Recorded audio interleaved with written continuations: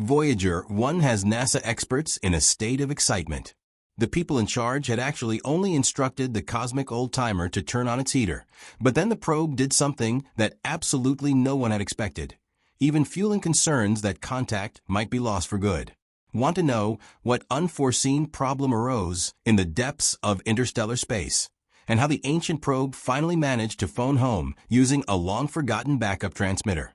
Then stay tuned until the end and see for yourself what happened to Voyager 1. When it's cold in deep space. When it's cold, it's usually a good idea to turn on the heating. So far, so obvious.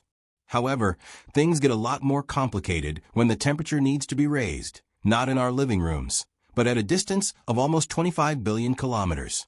The fact that Voyager 1 has now reached interstellar space since its launch on September 5, 1977, is by no means the only problem facing NASA experts. After all, the ancient probe is now almost regularly drawing attention to itself with technical glitches that repeatedly cause headaches for those responsible. And so it came to pass that what should have been a routine command once again led to Voyager 1 making unpleasant headlines a few months ago. The October 2024 incident.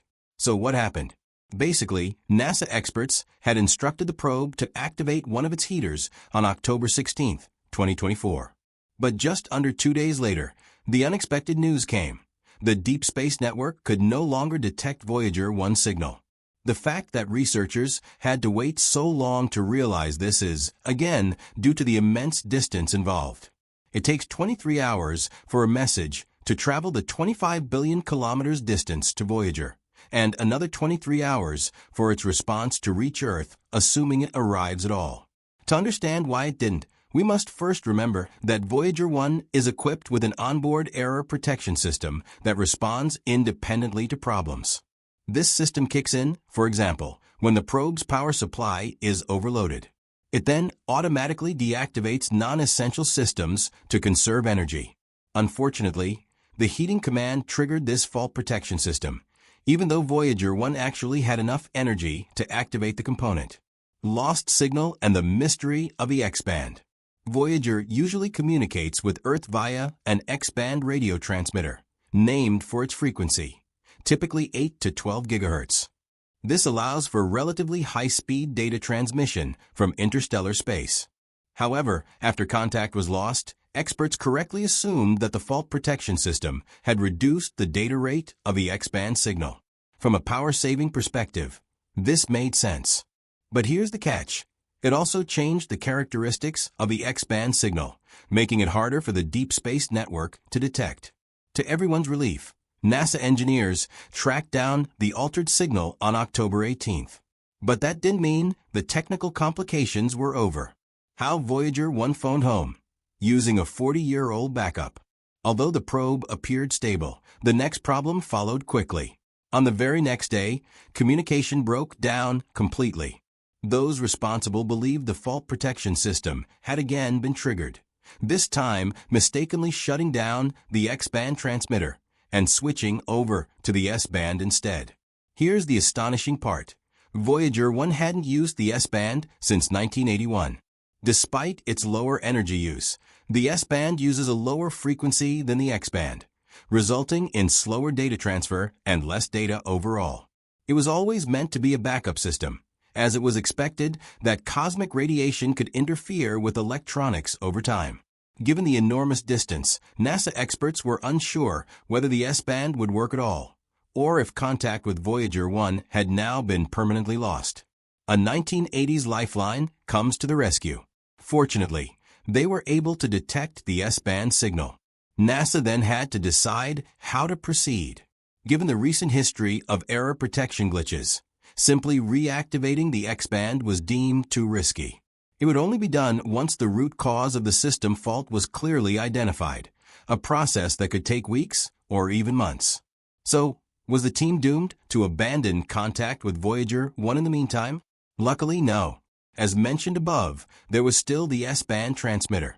On October 22nd, NASA sent a command to test if it was still working correctly. And lo and behold, 2 days later, a stable connection was re-established.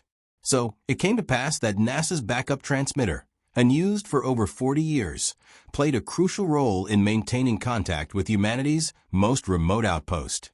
Back to normal. But what's the situation now? Is Voyager 1 still transmitting via this emergency solution? No. From the transmitter's point of view, everything is back to normal. NASA announced in a press release on November 26, 2024, that the radio problems had been successfully resolved, and that Voyager 1 was once again using its primary X-band transmitter, extending the life of the Voyager probes. However, the truth is that nearly 50 years in space have taken a toll on Voyager 1 and 2. We must begin to accept that the longest-running success story in space travel will eventually come to an end. When launched in 1977, the Voyager probes were expected to last only 5 years, with a mission to explore the outer planets. Today, they've exceeded that lifespan by nearly 10 times, venturing deeper into space than any man-made object before. This raises an obvious question. How can probes based on 1970s technology still be functional and transmitting data from interstellar space? Let's not forget, their onboard computers have less than a millionth of the storage capacity of a modern smartphone.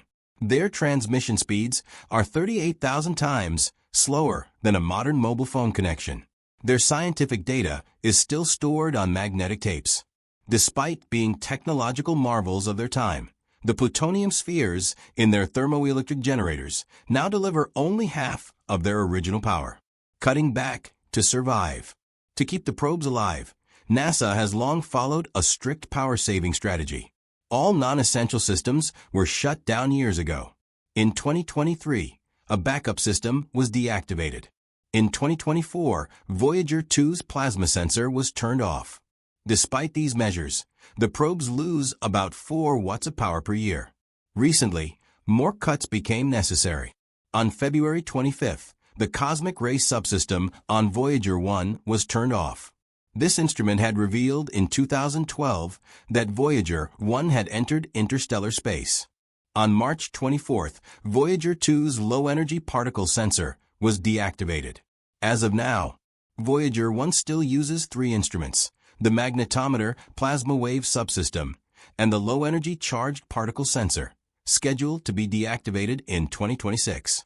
Voyager 2 uses the magnetic field sensor, plasma wave instrument, and the cosmic ray detector, set to shut down in 2 years. NASA estimates these savings will keep the Voyager probes active until the 2030s. And every extra byte of data is a precious gift for science. One final bit of trivia. Here's something you probably didn't know. The fuel pipes that align Voyager 1's main antenna are now so clogged that they are less than half the diameter of a human hair. Have you clicked the subscribe button yet? Join our community now and never miss another cosmic update. We'll see you soon. Milky Way.